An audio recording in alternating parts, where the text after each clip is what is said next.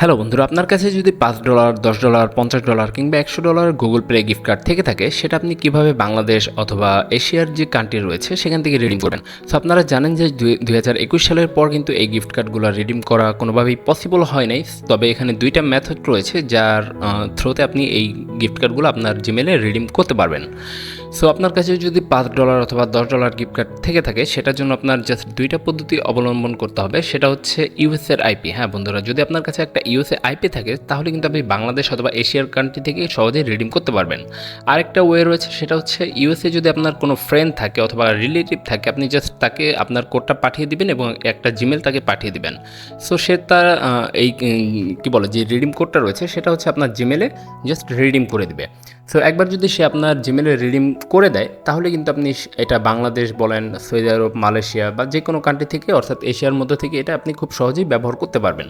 So এই ছিল দুইটা মেথড। সো আপনার যদি ইউএসএ আইপি প্রয়োজন বা এই বিষয়ে আরও ডিটেলস ধারণা চান, সেক্ষেত্রে আপনারা কী বলে কমেন্ট করে জানাতে পারেন। আমি নেক্সট ভিডিও একটা ডিটেলস ভিডিও নিয়ে আসবো আপনাদের জন্য। ঠিক আছে।